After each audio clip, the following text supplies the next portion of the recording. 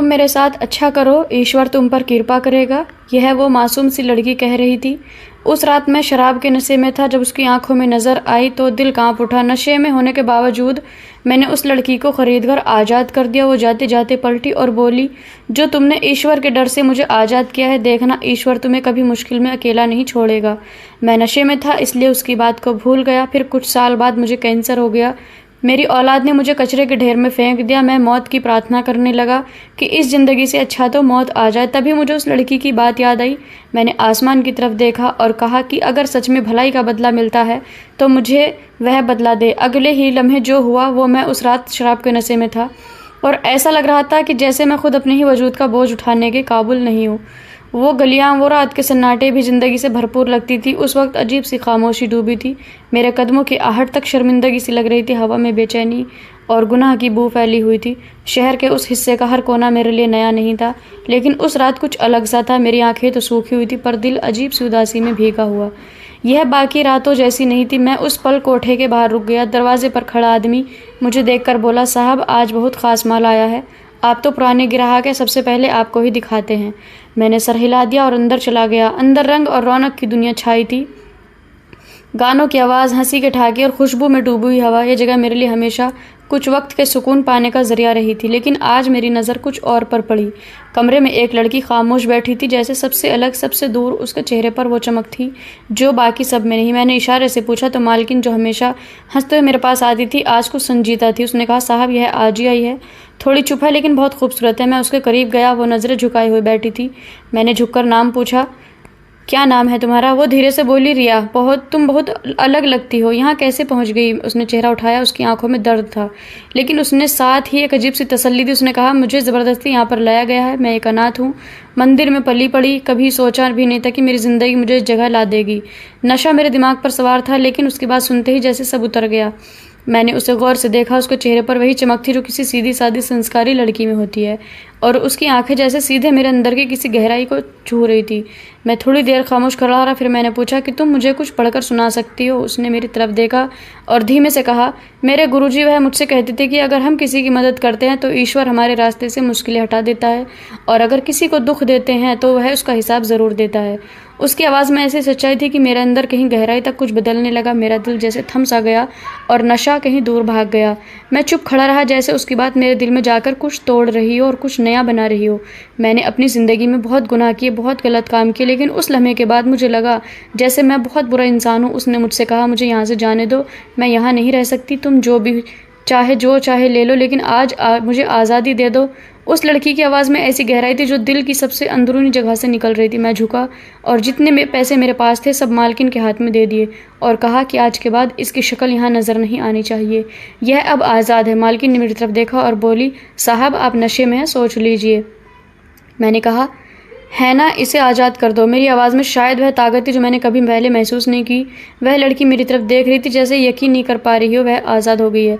फिर उसने धीरे से पूछा, आपने मुझे सच में आज़ाद कर दिया? मैंने सर में हाँ हिलाया।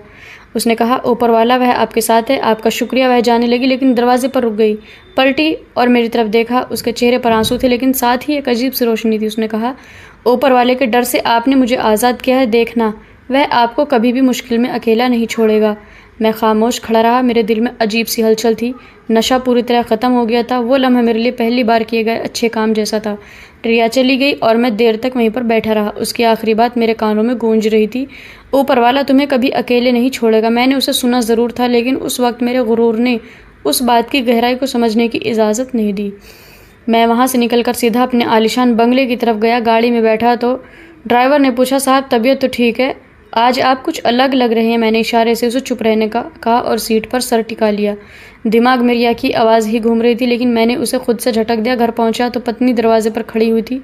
माथे पर हल्की सी शिकन थी। 4 देर से लौटने पर नाराज़गी दिखा रही थी, लेकिन फिर भी पास आकर बोली, आप आ गए, खाना लगा दूं? मैंने सर हिला दिया, लेकिन दिल में एक बेचैनी थी जिसे मैं खुद भी नहीं समझ पा रहा था। कमरे में जाकर शर्ट उतारी, शीशे में अपना अक्स देखा और एक पल को लगा कि क्या सच में मैं वही हूँ जिसने आज एक भला काम किया है। लेकिन तुरंत ही अपने आप को संभालते हुए सोचा, ज़िंदगी तो मेरी अपनी मर्जी से ही चलेगी ना। खाने की मेज़ पर मेरे बच्चे बैठे थे।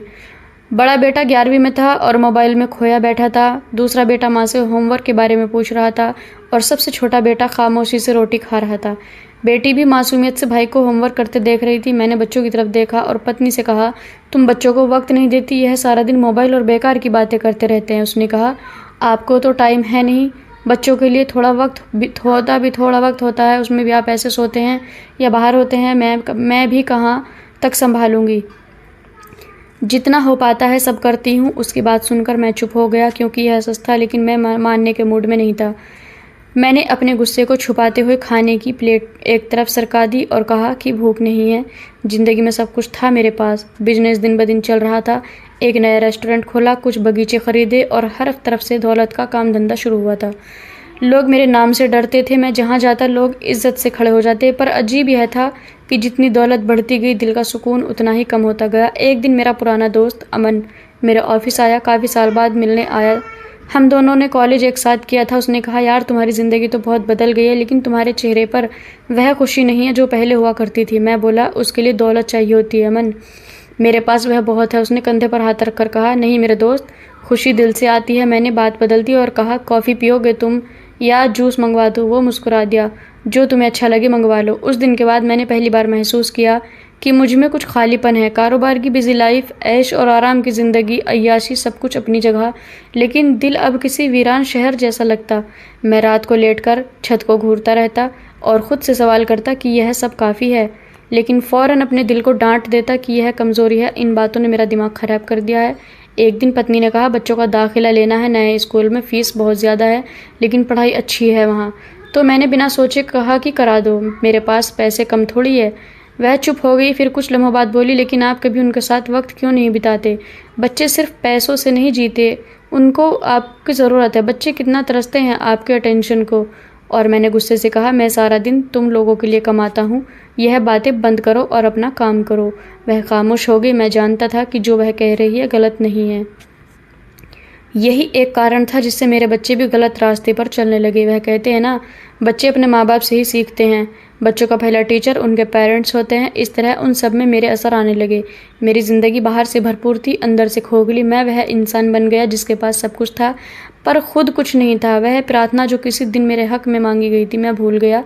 रिया, वो धार्मिक लड़की, वो वाक़या, सब बीते वक्त के किस्से बनकर रह गए। लेकिन कुदरत के फैसले हमेशा खामोशी से आते हैं, और शायद मेरे लिए भी एक फ़ैसला करीब था। ज़िंदगी रफ्तार से चल रही थी।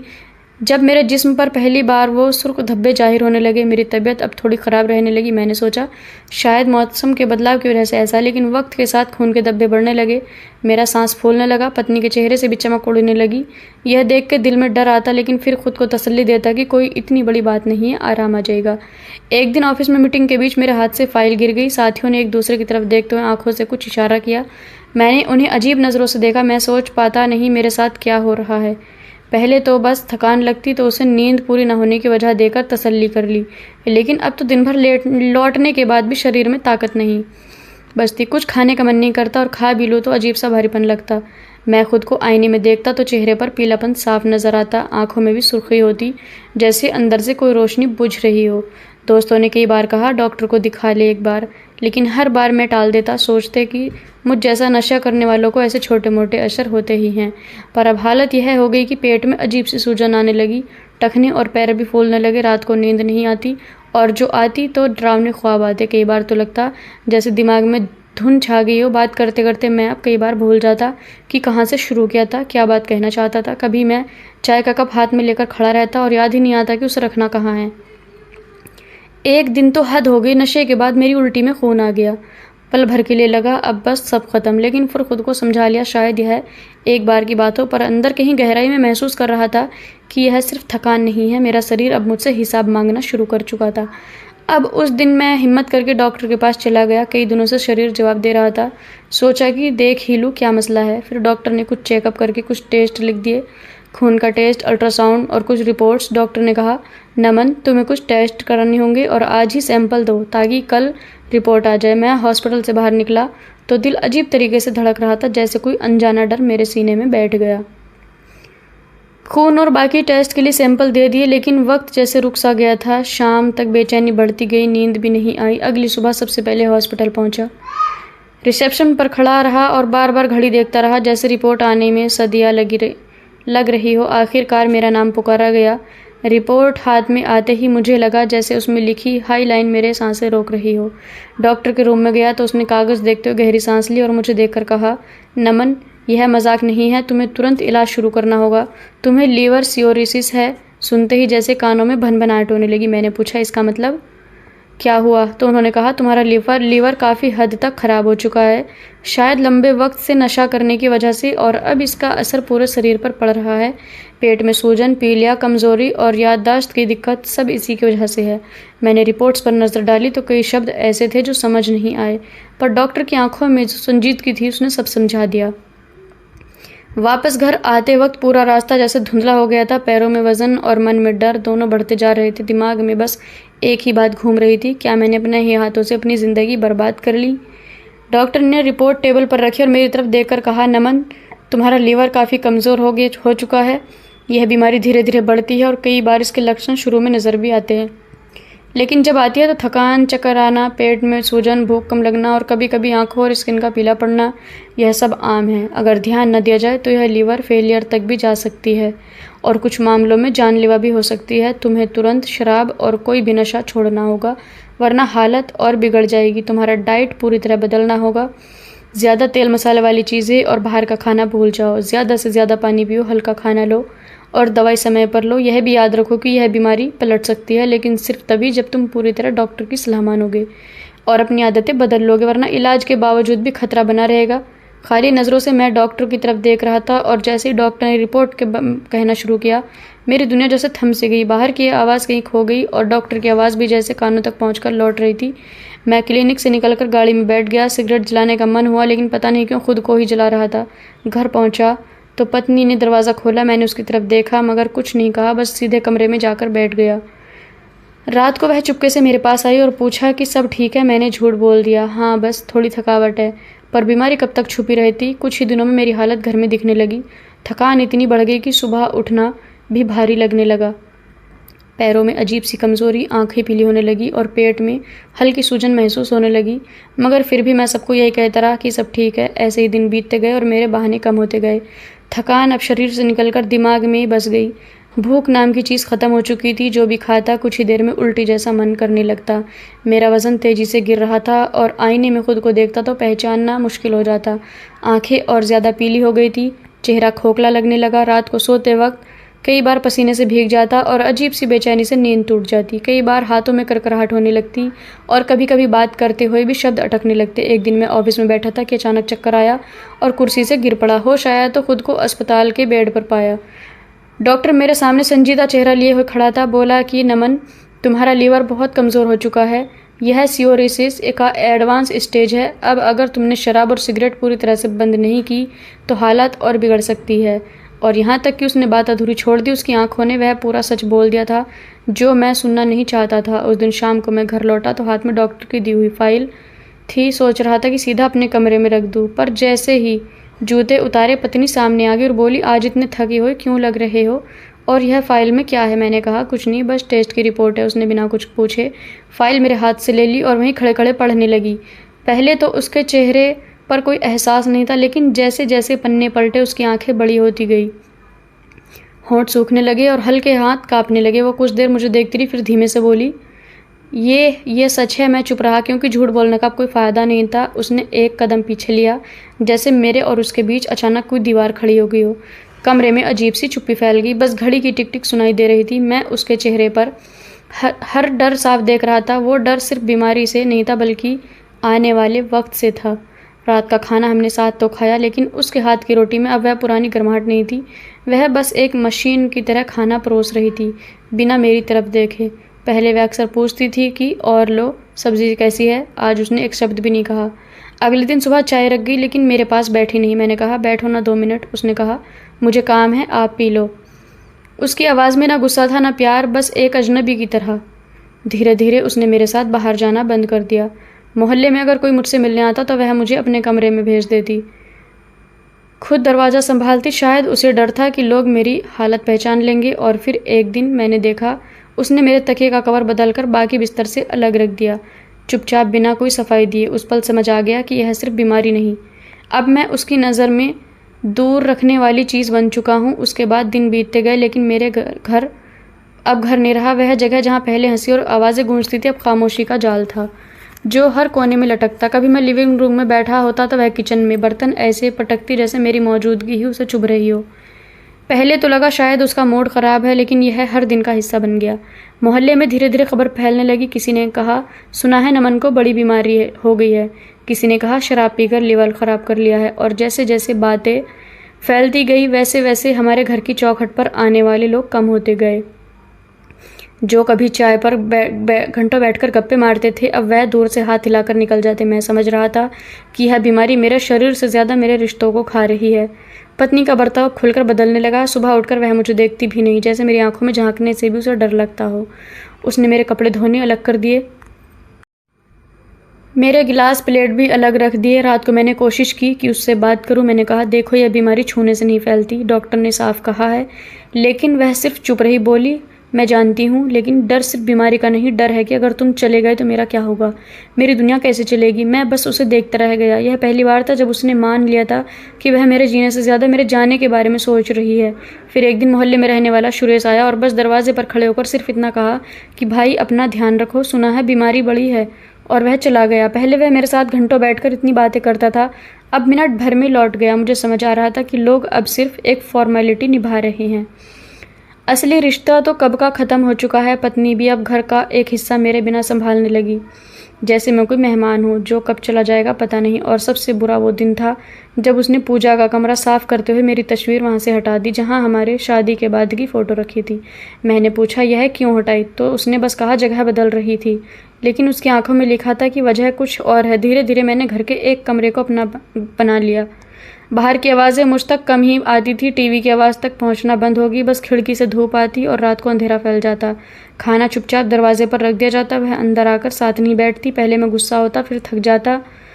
अब बस देखता रहता कि कैसे एक इंसान जिंदा रहते हुए भी सबके लिए धीरे धीरे ख़त्म हो रहा है। एक दिन मेरी हालत थोड़ी ज़्यादा ख़राब हो गई, सांस भारी होने लगी, सीने में दबाव महसूस हुआ। पत्नी ने डॉक्टर को फ़ोन किया, लेकिन खुद मेरे पास बैठने की बजाय दूर खड़ी रही, जिसे पास आकर कुछ हो जाएगा। डॉक्टर आए, इंजेक्शन लगाया और कहा नमन तुम्हें आराम ज़्यादा और टेंशन कम चाहिए। लेकिन मैं जानता था टेंशन कम कैसे होगी जब हर नज़र में अपने लिए सिर्फ डर और दूरी देखूं। रात को जब मैं लेटा हुआ था तो बाहर से हंसी की आवाज़ आई। खिड़की से झांका तो मोहल्ले के लड़के हंसते हुए बात कर रहे थे। एक पल को लगा काश मैं भी उनके बीच होता, लेकिन अब मेरा शरीर और यह बीमारी मेरी और दुनिया के बीच दीवार बन चुकी थी, और उस दीवार को गिराने वाला कोई भी नहीं था, यहाँ तक कि वह भी नहीं जिसके साथ मैंने ज़िंदगी बिताने का वादा किया।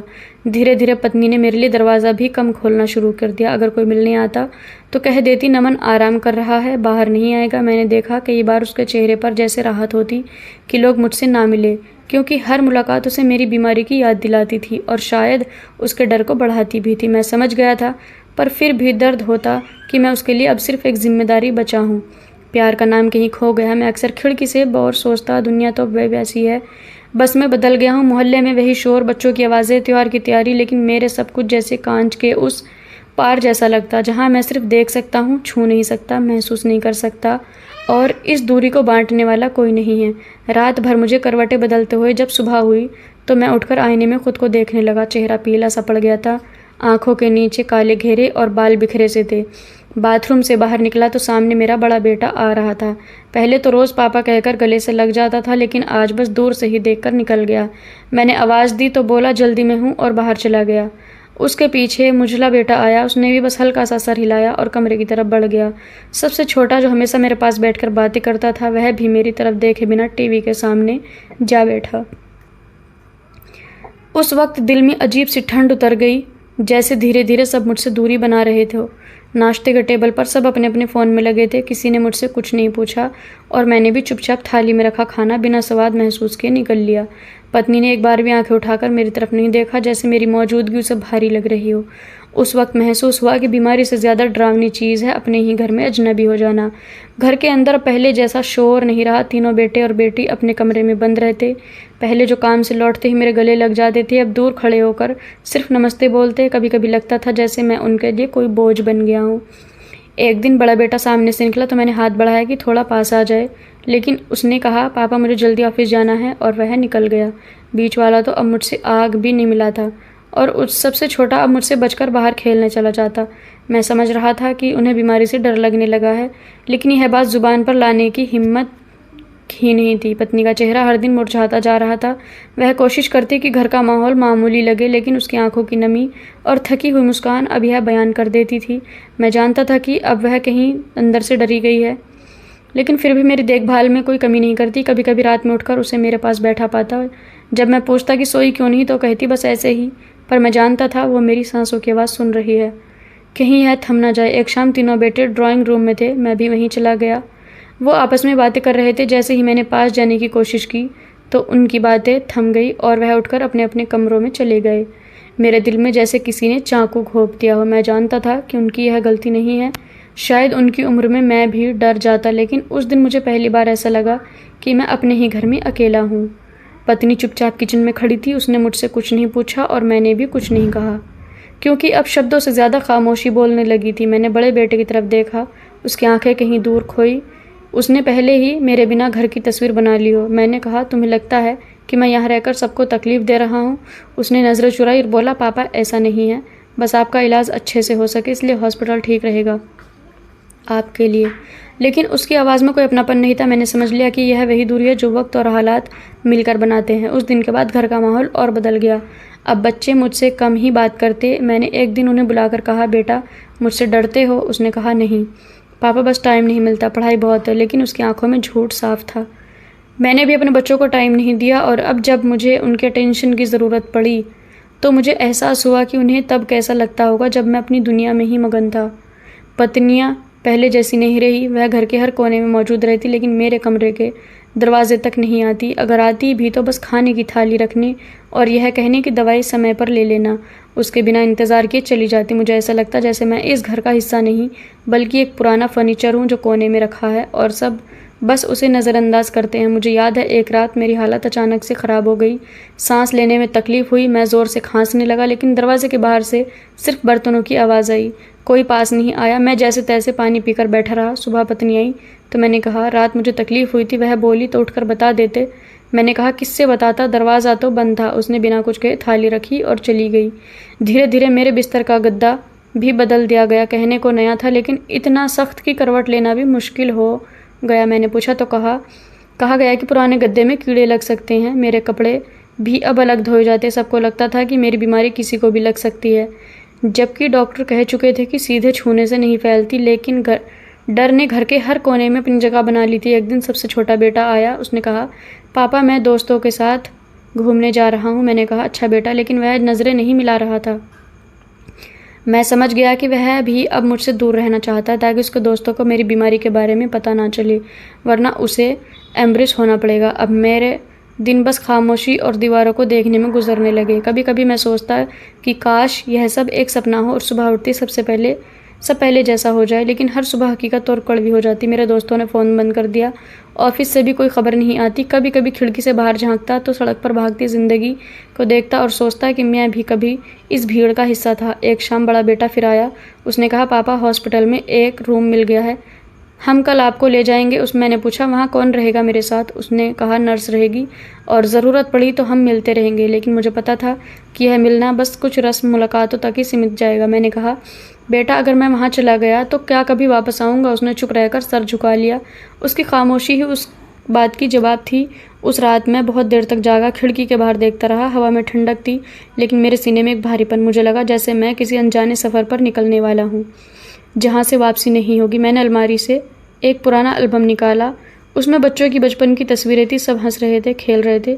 मैंने तस्वीरों को छूकर महसूस किया कि ज़िंदगी कितनी जल्दी बदल जाती है। सुबह पत्नी आई। उसने कहा, तैयार हो जाओ हॉस्पिटल के लिए। मैंने पूछा, तुम चलोगी मेरे साथ? उसने कहा, नहीं, बच्चों को भी तो संभालना है। मैं बस बाहर तक छोड़ दूंगी, रुकूंगी नहीं। और रास्ते भर खामोश रही। कोई कुछ नहीं बोला। हॉस्पिटल के दरवाजे पर पहुंचकर उन्होंने कहा, अपना ख्याल रखना, और गाड़ी वापस मोड़ ली। मैं वहीं खड़ा देखता रहा जब तक गाड़ी नज़रों से गायब नहीं हो गई। पर अगले ही दिन जब मेरी आँख खुली तो मैं हॉस्पिटल में नहीं, बल्कि एक खाली सी जगह पर था। वो लोग मुझे छोड़कर जा चुके थे। धूप तेज़ थी, प्यास से ज़ुबान सूख रही थी और मैं ज़मीन पर लेटा हुआ था। मेरे कपड़ों से बदबू आ रही थी और चेहरे पर मक्खियों का झुंड मंडरा रहा था। मैंने आसमान की तरफ देखा, वही आसमान जो कभी मेरे सर पर साया करता था। आज अजनबी लगने लगा। कुछ बच्चे पास आए। एक ने ज़ोर से कहा, वो देखो इससे बदबू आ रही है। दूसरे ने रहम ना करके मेरे पास पड़ी एक पत्थर को मेरी तरफ उछाल दिया। मैं उन शब्दों और नज़रों में कैद हो गया। ऊपर वाले से कहा कि मैं वही हूँ जिसने तेरे नाम पर भलाई का काम किया था। फिर मुझे यहाँ युद्ध क्यों छोड़ दिया गया? लेकिन कोई जवाब नहीं आया। शाम होने लगी, सूरज डूबने लगा, पर मेरे दिल का अंधेरा और गहरा होता जा रहा था। एक कुत्ता मेरे पास आकर मेरे हाथ को सूंघने लगा। मैंने हाथ खींचने की कोशिश की, पर इतनी हिम्मत भी नहीं हुई। थोड़ी देर वह मेरे पास बैठा रहा, फिर चला गया। जानवर की मौजूदगी में भी मुझे इंसानों से ज़्यादा सुकून महसूस हो रहा था। इंसानों की दुनिया से तो मैं कब का निकल चुका था। कई दिन ऐसे गुजर गए। कभी कोई मजदूर बचा हुआ खाना फेंक जाता, तो कभी कोई पुराना कपड़ा ज़मीन पर पड़ा मिल जाता जिसे मैं ओढ़ लेता। बदबू अब तक मेरी पहचान बन चुकी थी। एक दिन बारिश आई तो मैं पूरी तरह से भीग गया, जिससे मेरी हालत और बिगड़ गई। जख्मों से बस निकलने लगी और मैं खुद को संभालने की हालत में भी नहीं था। एक शाम एक नौजवान लड़का मेरे पास आया। उसने मास्क पहन रखा था। उसने मुझसे पूछा, बाबा आप यहाँ कैसे? मैंने हंसने की कोशिश करते हुए कहा, जिन्होंने मुझे बनाया उन्होंने ही छोड़ दिया। उसने कुछ देर मुझे खामोशी से देखा, फिर बोला, आप तो ऊपर वाले के बंदे हो, माफ़ कर दीजिए उन्हें। मैंने आंखें बंद करके कहा, मैंने सबको माफ़ कर दिया है, पर खुद को नहीं कर पाया। वह चला गया और मैं फिर से अकेला रह गया। मेरी आवाज़ अब इतनी कमज़ोर हो चुकी थी कि कोई सुन भी नहीं सकता था। हाथों की उंगलियां गलने लगी। जब भी पुराना लम्हा याद आता, दिल में बस एक ही सवाल उठता, क्या यह मेरी भलाई की सज़ा है, या फिर यह मेरे गुनाहों का हिसाब है जो देर से चुकाया जा रहा है। मैं रोज़ खुद से टूटता गया, जैसे कोई इमारत जो अंदर से खोखली हो और बारिश की एक बूंद भी उसमें गिरने को काफ़ी हो। और मैं पूरी तरह गिर चुका था, कचरे के ढेर पर पड़ा हुआ, हाथ पैर सूजे हुए, चेहरा जला हुआ, कपड़े गंदे और सांसें भारी। 2 दिन से पेट में कुछ नहीं गया। हड्डियों में दर्द की लहर दौड़ने लगी जो सोते में भी जगा देती थी। सूरज की तपिश, ऊपर से और नीचे गंदे पानी की नमी, जैसे किसी मुर्दा घर में पड़ा हूँ। एक दिन और एक रात बीत चुकी थी। मेरी रगों में भी जैसे खून जमने लगा, जुबान सूख गई और आंखों के सामने अंधेरा छाने लगा। तभी एक बहुत पुरानी अजीब सी आवाज़ मेरे कानों में पड़ी कि ऊपर वाला तुम्हें कभी अकेला नहीं छोड़ेगा। वह आवाज़ बिजली की तरह मेरे अंदर दौड़ गई और मैं हल्का सा चौंक गया। मैंने सुस्त हालत में आंखें खोली और धूल झाड़ी। फिर एक लम्हे के लिए लगा कि मैं सपने में हूँ। आंखें बंद की तो वही लड़की मेरे ख्याल में आ गई, वही लड़की जो कोठे से गई थी, जिसे मैंने आज़ाद कराया और जिसने जाते वक्त सिर्फ एक ही बात कही थी। मेरी आंखों में आंसू आ गए। जुबान से फ़ौरन निकला, रिया। इतने दिनों में पहला नाम लिया था। मैंने आसमान की तरफ देखा, वही आसमान जो अभी भी वैसा ही था जैसे उस रात। सूरज वैसा ही चमक रहा था, बादल वैसे ही दौड़ रहे थे, लेकिन मैं बदल गया, और शायद मुझे बदलने में बहुत देर हो गई थी। मैंने धीरे धीरे हाथ उठाया। जख्मों से खून की हल्की हल्की लकीरें निकली, लेकिन मैंने परवाह नहीं की। आंखें बंद की और कहा, ईश्वर, कभी तुझे मेरे किसी काम में खुशी मिली हो, और अगर मेरी ज़िंदगी में कोई लम्हा ऐसा था जिस पर तू खुश हुआ हो, तो आज उसका सिला मुझे दे दे। यह प्रार्थना थी जो मैंने ज़िंदगी में कभी दिल से नहीं मांगी थी, पर मेरी आंखों से आंसू बहते गए और गालों पर बहकर मिट्टी में समा गए। प्रार्थना करते करते मेरी आवाज़ रुक रुक कर आने लगी। ऊपर वाले, मैं जानता हूँ मैं गुनहगार हूँ, लेकिन तेरी मेहरबानी मेरे गुनाहों से बड़ी है। अगर तू चाहे तो मुझे इस तकलीफ़ से निकाल सकता है। मेरे दिल में अजीब सी उम्मीद जाग गई, ना जाने क्यों। लगने लगा कि कोई ज़रूर आएगा, कोई फरिश्ता, कोई इंसान, या शायद वही लड़की रिया। मेरा दिल बार बार कह रहा था, भगवान तुम्हें कभी अकेला नहीं छोड़ेगा। यह बात कानों में बार बार गूंजने लगी, जैसे यह कोई वादा हो जो उसने मेरे और ऊपर वाले के बीच रिश्ते के लिए किया हो। उसी रात करीब मैं मोटरसाइकिल रुकने की आवाज़ आई। मैं हल्का सा चौंका। 2 जवान लड़के मास्क पहने आपस में बातें कर रहे थे। एक ने दूसरे से कहा, यही मरीज़ है ना जिसके बारे में उन्होंने बताया था। दूसरा आगे बढ़ा और मेरा हाल देखा। जी यही है। हालत तो बहुत ख़राब है, सांस भी हल्की है। पहला लड़का झुककर मेरे पास आया और बोला, बाबा सुन रहे हो, हम तुम्हें ले जाने आए हैं। यहाँ पास में एक शेल्टर होम है, मैं वहाँ के कहने पर आया हूँ। मैंने मुश्किल से सर उठाया। मेरी आंखों में आंसू थे और दिल में एक सुकून। मैंने इतनी हिम्मत करके ज़ुबान से पूछा, किसने भेजा है तुम्हें? उसने कहा, एक NGO है बाबा, वही जो यहाँ से लावारिस मरीज़ों को उठाता है। मैंने धीरे से कहा, ईश्वर का शुक्र है, शायद वही वादा था। वह दोनों मुझे उठाकर एक छोटी एम्बुलेंस में ले गए। गाड़ी में मेरी पट्टी की गई, पानी पिलाया गया। मैंने कई दिन बाद पेट भर के पानी पिया। जख्मों से बदबू आ रही थी, लेकिन उन्होंने कुछ नहीं कहा, जैसे सब कुछ जानते हो, जैसे यही उनका काम हो। शेल्टर पहुंचकर मुझे एक कमरे में लिटाया गया। नरमी से बात की गई, कपड़े बदले गए और जख्मों पर दवा लगाई। एक नर्स ने कहा, बाबा हिम्मत मत हारिए, अब आप ठीक है। मैंने पहली बार इतने दिनों में नरम लहजे से बसूनी। उस रात जब मैं शेल्टर होम के बिस्तर पर बेहोशी के आलम में पड़ा था, दर्द हर रग में समाया हुआ था। नींद और होश के बीच कहीं उलझा सांस लेना मुश्किल हो रहा था। पहले अपने घर के कानों में कदमों की आहट, दरवाज़ा खुलने बंद होने और बर्तनों की खनक सुनाई देती थी, लेकिन अगले ही लम्हे जो हुआ वह मेरे लिए हमेशा यादगार रहेगा। किसी ने मेरे बदन पर मुलायम चादर डाली, एक ऐसी नरमी के साथ जैसे कोई माँ अपने बीमार बच्चे को ढक रही हो। मैंने आंखें खोलने की कोशिश की, लेकिन तेज़ रोशनी आंखों पर पड़ी। फिर किसी ने मेरे होंठों पर ठंडा पानी लगाया और जैसे मेरे सपनों पर मरहम रख दिया। वह एहसास, वह छुअन, सालों बाद किसी इंसान ने मुझे ऐसे छुआ। मैंने हल्का सा उठने की कोशिश की तो एक साया नज़र आया। सफ़ेद चादर में लिपटी एक औरत जिसके पीछे रोशनी थी। चेहरा साफ नज़र नहीं आ रहा था, लेकिन जैसे उसने बोलना शुरू किया मैं ठिठक गया। वही बात जो उस दिन रिया ने कही थी जब वह मुझे कोठे में मिली थी, और मेरा दिल धक से रह गया जैसे कोई भूला हुआ शब्द किसी किताब से निकलकर सामने आ गया। मैंने धीरे से बोला, यह वही है, वही आवाज़ जो कोठे मेरी आत्मा को झंझोड़ कर चली गई थी, आज मुझे फिर ज़िंदगी की दहलीज पर ले आई। उसने धीरे से मेरे करीब आकर मेरा हाथ पकड़कर कहा, आप मुझे पहचान गए? उसकी आवाज़ में एक कॉन्फिडेंस था, नमी थी। रिया, मेरे होंठों से बस यही निकला। उसने सर हिलाया और बोली, जी मैं वही हूँ, वही जिसे आपने उस दिन आज़ाद कराया था। मेरी आंखें नम हो गई, मैं कुछ बोल नहीं पाया। वह बोलती रही। उस रात के बाद वह सीधी अपने घर पहुंच गई थी, पर मेरे पास तो कोई था ही नहीं। वह घर जो मुझे एक दिन सहारा देता था वह भी अब नहीं था। जिन्होंने मुझे थाम रखा था वह भी चले गए। मैंने बेचैनी से उसे देखा। वह बोली, जिस पर अंकल के किसी रिश्तेदार ने कब्जा कर लिया था। फिर मैं रात भर सड़कों पर भटकती रही। सुबह एक औरत ने मुझे देखा, मुझसे बात की और अपने साथ एक एनजीओ में ले गई जो औरतों की मदद करता था जो जुल्म और परेशानी का शिकार होती। वहाँ रहकर मैंने पढ़ाई पूरी की, दोबारा अपने धर्म की बातों में शामिल हो गई। फिर नर्सिंग का कोर्स शुरू किया। मैं उसे देखता रहा जैसे कोई सपना बोल रहा हो। फिर एक दिन इस एनजीओ ने मुझे अपनी शाखा का बड़ा बना दिया। मैंने तब से ठान लिया कि जो इंसान मुसीबत में हो या लावारिस हो उसके लिए कुछ करूँगा। आज मैं इस एनजीओ के जरिए बहुत से लोगों की मदद कर रही हूँ। और फिर आप मुझे मिले। मेरी आंखों से आंसू बहने लगे। मैं तो समझा था कि सब खत्म हो गया, तुम तो उम्मीद की किरण बनकर आई हो। वो मुस्कुराई और बोली, मैं सिर्फ एक वसीला हूँ, यह सब ऊपर वाले का काम है और मेरे लिए नई ज़िंदगी की शुरुआत बन गया। अगर उस रात तुम मुझे नहीं बचाते तो शायद आज मैं यहाँ नहीं होती। फिर उसने मेरे लिए पानी रखा, जख्मों पर दवा लगाई और एक नई चादर उड़ाई। वह काम अपनी नरमी और मोहब्बत से कर रही थी। मेरे दिल में जैसे नई ज़िंदगी की किरण जाग गई।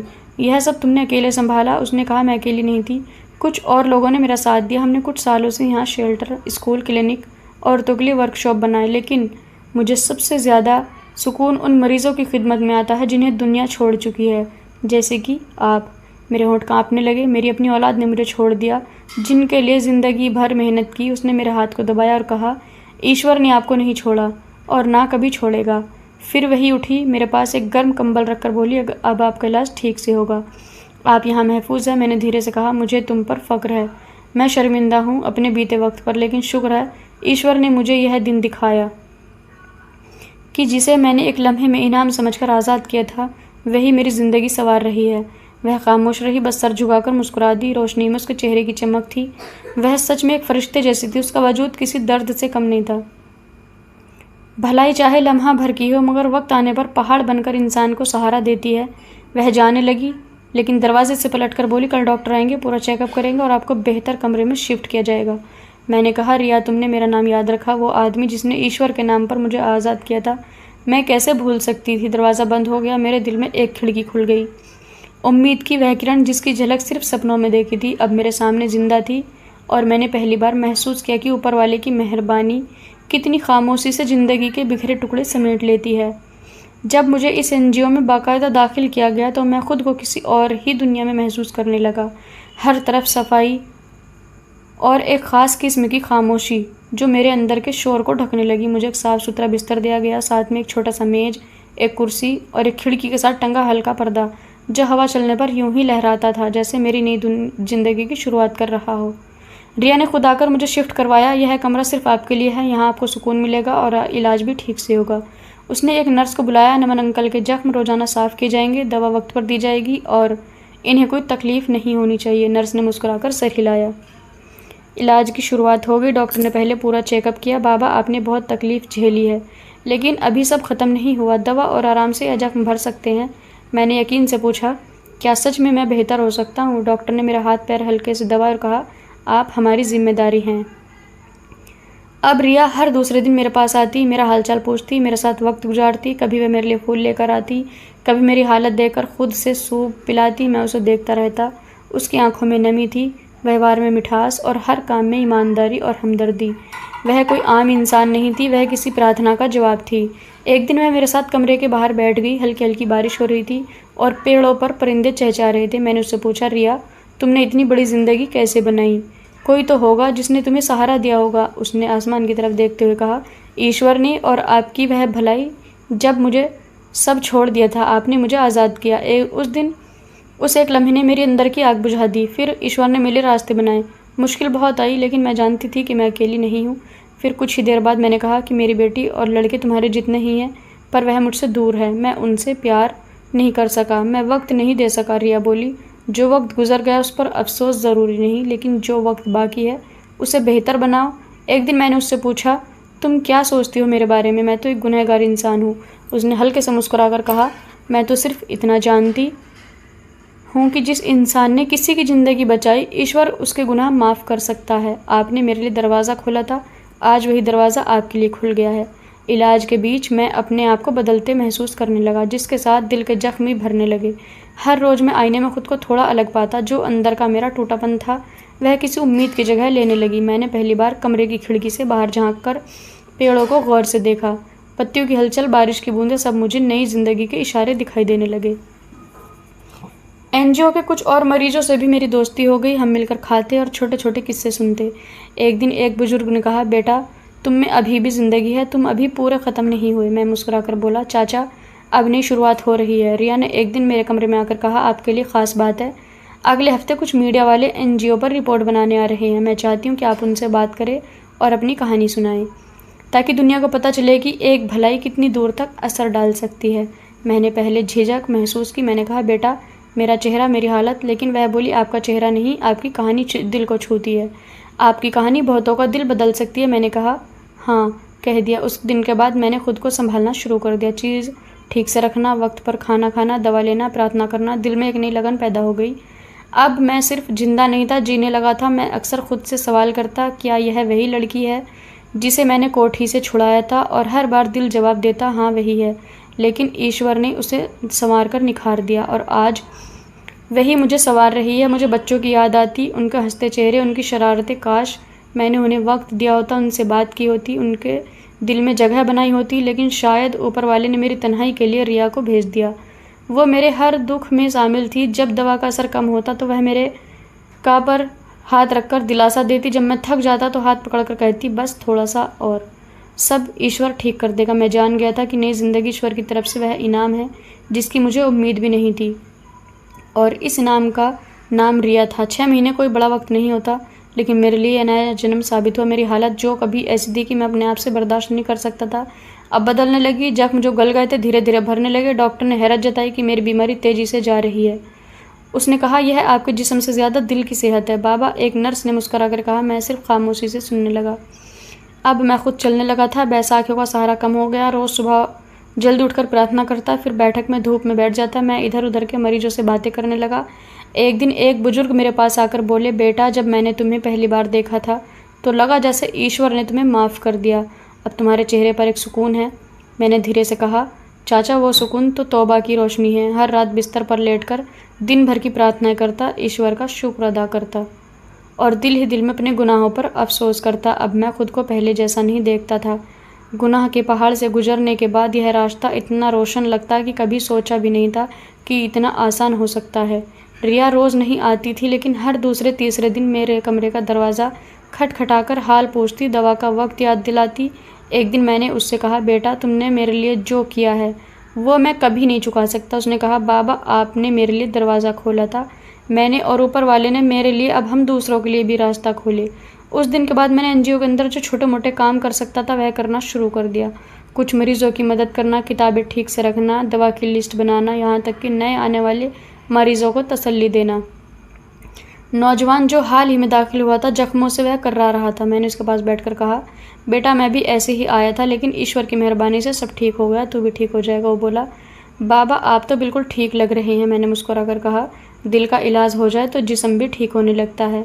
एक शाम जब मैं आंगन में बैठा था, धूप तेज़ थी, मेरे दिल में अजीब सी लहर उठी। मैंने आसमान की तरफ देखा और हाथ उठाकर कहा, ईश्वर, तूने मुझे ज़मीन दी, इज्जत दी, मुझे लौटा दिया जो मैं कभी खो चुका था। मैं वादा करता हूँ अब कभी उस रास्ते पर नहीं जाऊँगा जहाँ गुनाह था, फ़क्र था, गुरूर था। मेरी यही प्रार्थना दिल से निकली थी। एक दिन एनजीओ में ऐलान हुआ कि एक छोटा सा फंक्शन रखा जाएगा। रिया ने आकर कहा, बाबा आप भी शामिल हो जाइए। मैंने हाँ में सर हिलाया। अब तो मेरा दिल तसल्ली पा चुका था। जब पहली बार हॉल में बैठकर सबके चेहरों पर खुशी देखी, मेरी आंखों से भी आंसू बह निकले। पुराने दिन याद आ गए। वो शाम मेरी ज़िंदगी की सबसे ज़रूरी शामों में से थी।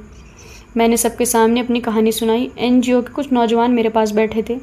मैंने उनसे कहा, कभी गुरूर मत करना अपनी ताकत पर। ईश्वर जब चाहे इंसान को ज़मीन से नीचे गिरा देता है और जब चाहे सितारों पर बिठा देता है। एक लड़की बोली, बाबा आपकी ज़िंदगी तो फिल्म जैसी लगती है। मैं हंस पड़ा, बेटा फिल्मों में दुख होता है, यहाँ हकीकत में कुछ और हुआ करता है। कुछ ही दिन बाद डॉक्टर ने मेरा पूरा चेकअप किया और रिया ने कहा, बाबा अब आपको जहाँ जाना है आप जा सकते हैं, हम इंतज़ार करते रहेंगे। मैंने कुछ लम्हों तक खामोशी से सर झुकाए बैठा रहा। बहुत कुछ पीछे छोड़ा था और अब वह सब मेरे सामने आने वाला था। डर भी था पर शर्मिंदगी उससे ज़्यादा। रिया ने मेरा बैग तैयार कर दिया, गुड बाय कहा और एक नौजवान मरीज ने कहा, बाबा आपकी बातें बहुत याद आएंगी। मैंने उसके सर पर हाथ रखा।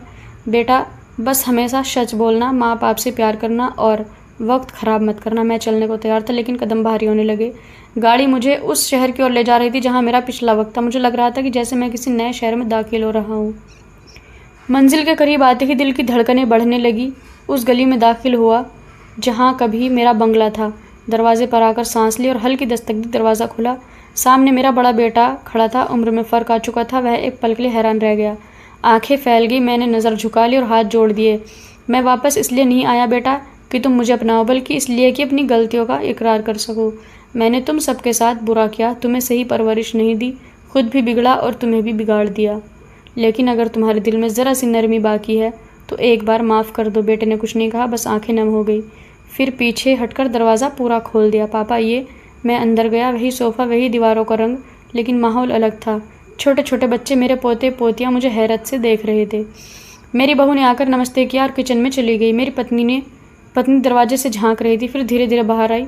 चेहरे पर हैरत थी पर नफ़रत नहीं। मैंने उसकी तरफ देखकर कहा, तुमने सब कुछ सहा, मैं कुछ नहीं कह सकता सिवाय माफ़ी के। वो खामोश रही, फिर बोली, हमने भी बहुत कुछ झेला है लेकिन आप लौट आए हैं, यही काफ़ी है। शाम को सब बैठे। मैंने सब बच्चों को बुलाया। 3 बेटे और एक शादीशुदा बेटी भी आ गई। सबके सामने कहा, मैंने अपनी ज़िंदगी में बहुत गलतियाँ की। तुम्हें वह प्यार और अटेंशन नहीं दे सका जिसके तुम हकदार थे। मुझे कोई शिकायत नहीं कि तुमने मुझे छोड़ दिया, बल्कि मैं खुशकिस्मत हूँ कि ईश्वर ने मुझे ज़िंदा रखा ताकि मैं तुम सबसे माफ़ी मांग सकूँ। मेरी बेटी चुपचाप मेरे पास आकर बैठ गई। पापा हमने जो किया हालात के चलते किया, हम बच्चे थे, डर गए थे, पर आप वापस आ गए, यही बहुत है। मैंने उसका हाथ अपने हाथ में लिया। बेटा मेरे दिल में हमेशा तुम्हारी कमी रही। मैं तुम्हें बेटी कहने के काबिल नहीं था, लेकिन आज अगर तुम मुझे सिर्फ एक लम्हे के लिए भी पापा कह दो तो मैं समझूंगा कि ईश्वर ने मेरी तौबा कबूल कर ली। उसकी आंखों से आंसू गिरने लगे। पापा कहकर वह मेरे सीने से लग गई। उस रात हम सब ने एक साथ खाना खाया। उस घर में वह खुशी और खुशबू लौट आई जो सिर्फ मोहब्बत से आती थी। खाने के बाद मेरा छोटा बेटा मेरे पास आया और कहा, पापा हम सब आपके फ़ैसले पर शर्मिंदा है, लेकिन हमें समझ नहीं आ रही थी कि क्या करें। मैंने उसके कंधे पर हाथ रखकर कहा, शर्मिंदगी की बात नहीं बेटा, कभी कभी सीखने के लिए वक्त लगता है और ईश्वर जिसको बचाना चाहे वह बच जाता है। अगले दिन मैंने सब बच्चों के साथ नाश्ता किया। मैंने उन्हें अपना सफ़र सुनाया, एनजीओ के बारे में बताया, रिया का जिक्र किया कि वह आज जो कुछ भी है वह ईश्वर के कारण है, लेकिन मेरी ज़िंदगी में वह एक उम्मीद बनकर आई। मेरी पत्नी ने कहा, हम सब उसका शुक्रिया अदा करेंगे, कभी मौका मिले तो उससे भी मिलेंगे। मैंने कहा, ज़रूर, तुम सबको लेकर खुद चलूँगा। कुछ दिन में घर का माहौल बदल गया। मैं बच्चों के साथ वक्त गुजारने लगा। छोटे पोते पोती मुझे दादा कहकर लिपट जाते। बेटी शाम को आकर मेरे साथ बैठकर पुरानी बातें सुनती। मेरी बहू मुझे चाय दे देती। मैं सबको आशीर्वाद देता। अब सब कुछ नया था, लेकिन दिल से जुड़ा हुआ। मैं जान चुका था कि यह वापसी सिर्फ मेरी जिस्मानी नहीं, रूहानी भी है। ऊपर वाला मेहरबान है, उसने मुझे मौका दिया और मेरे बच्चे को भी। हम सबका एक नया रिश्ता बन चुका था। सच्चाई, काबिलियत और तौबा पर यही मेरे लिए नई ज़िंदगी के आसार थे। ज़िंदगी जैसे एक दायरा बन गया। जिस घर में काफ़ी शोर था वहाँ सुकून आ गया। जहाँ बेरुखी थी वहाँ अब अपनापन महसूस होने लगा। मेरे बच्चे मुझसे खुलकर बात करने लगे। छोटा बेटा मेरे साथ बैठकर कारोबार के मामले पूछता। मंझला बेटा कुछ कामों में दिलचस्पी लेने लगा और बेटी अक्सर मुझे किसी ज़रूरतमंद के बारे में बता देती कि किसकी मदद करे। वह सब बदल रहे थे और उनके साथ साथ मैं भी बदल रहा था। एक दिन मैंने सब बच्चों को कहा, मैं चाहता हूँ कि हम हर महीने की पहली तारीख को मिलकर गरीबों की मदद करें। मेरी बेटी ने कहा, पापा मैं अपनी जेब खर्च से भी कुछ हिस्सा निकालूंगी। मैं उसको देखकर बोला, बेटा यह वह सबक है जो मैं तुम्हें कई साल पहले देना चाहता था, पर अब जाकर समझ पाया हूँ कि भलाई पाने के लिए कि खुद का भला होना भी पड़ता है। हमने घर के एक कमरे को चुन लिया। वहाँ पुराने गद्दे, पुराने कपड़े, राशन, दवाइयाँ और चीज़ें रखना शुरू कर दी। हमने मोहल्ले के करीबी घर की लिस्ट बनाई और बाकायदा उनकी मदद करनी शुरू कर दी। एक दिन जब हम राशन बांट रहे थे, एक बुढ़िया मेरा हाथ पकड़कर कहा, बेटा ऊपर वाला तुम्हें बहुत दे, तुम तो सहारा बन गए हो। मेरी आंखें भर आई। मैंने उनका हाथ चूम लिया और कहा, अम्मा मैं वही हूँ जिसे ईश्वर ने अंधेरे से निकाला है, अब बस रोशनी बांटने आया हूँ। उस दिन के बाद से हमारा घर एक नया रंग लेने लगा। हर सुबह उठकर मैं खुद को बहुत खुशकिस्मत समझता कि मुझे फिर से अपने बच्चों के बीच आने का मौका मिला। उनकी हंसी, उनकी बातें मेरे दिल को सुकून देती थी। मैंने धीरे धीरे अपनी हेल्थ का ध्यान रखना शुरू किया, डॉक्टरों की बातें मानी, दवा सही वक्त पर ली और पूरी ईमानदारी से अपनी सेहत सुधारने की कोशिश की। रिया और एनजीओ के लोग मेरी देखभाल में लगे रहते। उनकी मेहनत और प्यार ने मेरे अंदर एक नई उम्मीद जगाई। मेरे छोटे बेटे को मैंने कारोबार की बातें बताना शुरू कर दी। वह अब सिक्योरिटी से भरा था। मेरी बेटी भी अब जब घर आती खुशी से मेरे पास आकर बैठती। मेरी पत्नी जो पहले मुझसे दूर हो चुकी थी, अब धीरे धीरे मेरे पास आने लगी। वह जानती थी कि मैं बदल चुका हूँ और वह मुझसे फिर से जुड़ना चाहती थी। उसका व्यवहार भी बदला था। घर में, एनवायरनमेंट में एक मिठास सी आने लगी। मैं महसूस करता था कि जैसे मेरा परिवार फिर से मजबूत हो रहा था। दिन बीतते गए। हमने अपने पुराने झगड़ों को पीछे छोड़ दिया। अब हम एक नई शुरुआत कर रहे थे। मैं बच्चों को अपनी ज़िंदगी के सबक सुनाता रहता कि ज़िंदगी में गलती करना आम बात है, लेकिन उससे सीखना ज़रूरी है। मेरा दिल अब ज़्यादा सब्र वाला और मजबूत हो गया था, क्योंकि मैंने अपने बीते वक्त के दर्द को अपना लिया और अब आगे बढ़ रहा था। मैंने अपने रिश्तों की मरम्मत की और अपने बच्चों के साथ वक्त बिताने लगा। छोटे पोते पोती मेरे लिए खुशियों के नए सागर लेकर आए थे। वह मुझे दादा कहकर बुलाते और मेरे दिल को हर बार छू जाते। हमने परिवार के साथ कई छोटी छोटी खुशियाँ मनाई, जन्मदिन, त्यौहार, दूसरे मौके। अब हम साथ होते थे और पुराने गिले शिकवे और धीरे धीरे ख़त्म होने लगे। एक दिन मैंने बच्चों से कहा कि अब हम जब साथ हैं तो चलो हम अपने मोहल्ले के गरीब लोगों के लिए कुछ करें, उन लोगों के लिए जो मुश्किल में हैं, जो बिना मदद के परेशान हैं। हमने मिलकर एक प्लान बनाया कि हर महीने हम ज़रूरतमंदों की मदद करेंगे, राशन, कपड़े, दवाइयाँ और ज़रूरी सामान उनकी मदद के लिए लाएंगे। मेरी बेटी ने कहा कि वह अपने दोस्तों को भी इसके लिए इंस्टेट करेगी ताकि ज़्यादा से ज़्यादा लोग इस नेक काम में जुड़ सके। मेरा छोटा बेटा जो कारोबार सीख रहा था, उसने कहा कि वह अपनी कमाई का एक हिस्सा इस काम के लिए रखेगा और बहन अपनी पढ़ाई के साथ साथ इस सेवा में हिस्सा लेने लगी। धीरे धीरे हमारा यह छोटा सा परिवार अब एक बड़ा मिशन बन गया। हमारी कोशिशें मोहल्ले में पहचान बनने लगी। लोग हमें धन्यवाद कहते और हमें और मेहनत करने की हिम्मत देते। मुझे महसूस होता कि मेरी ज़िंदगी में जो कुछ भी हुआ वह सब एक वजह से हुआ, ताकि मैं इन लोगों की मदद कर सकूं और अपने बच्चों के लिए एक अच्छा इंसान बन सकूं। मैंने अपने आप को माफ़ कर दिया था और अब मैं दूसरों को माफ़ करना सीख रहा था, क्योंकि यही लाइफ की सबसे बड़ी ताकत है। एक दिन जब मैं एनजीओ के ऑफिस में बैठा था, रिया आई और बोली, बाबा आप हमारे लिए इंस्पिरेशन हैं, आपकी कहानी से बहुत लोग सीखते हैं और बदलते हैं। मैंने मुस्कुराकर कहा, यह सब ऊपर वाले की मर्जी से है। उसने कहा कि आपकी मेहनत और ईमानदारी से बहुत लोगों को उम्मीद मिली है। अब आप और भी लोगों की मदद करिए ताकि और भी ज़िंदगी बचे। और बदले में उसकी बात सुनकर बहुत खुश हुआ और सोचा कि मेरी ज़िंदगी का नया मकसद है दूसरों की मदद करना और उन्हें सहारा देना जो खुद बेसहारा है, जिनके पास कोई नहीं है। इस तरह मेरी ज़िंदगी ने एक नया मोड़ लिया, जहाँ दर्द के बाद खुशी आई और अकेलेपन के बाद परिवार ने मेरा साथ दिया। मैं अब एक नया इंसान बन चुका था जो अपनी गलतियों से सीखकर अपने परिवार और समाज के लिए कुछ अच्छा करना चाहता था। मुझे पता था कि रास्ता आसान नहीं है, लेकिन मैं अब तैयार था चुनौतियों का सामना करने के लिए, क्योंकि मेरे पास अब मेरा परिवार था और ऊपर वाला जो मुझे कभी अकेला नहीं छोड़ेगा। मेरे लिए हर दिन एक नई शुरुआत थी। मेरे अंदर एक नई उम्मीद जाग रही थी जो पहले कभी महसूस नहीं हुई।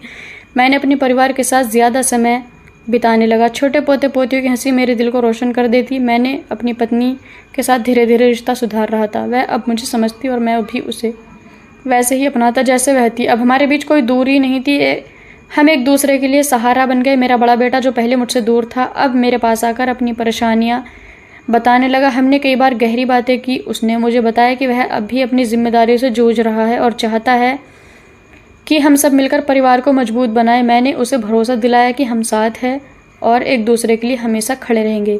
छोटे बेटे ने भी कारोबार में हाथ बटाना शुरू कर दिया।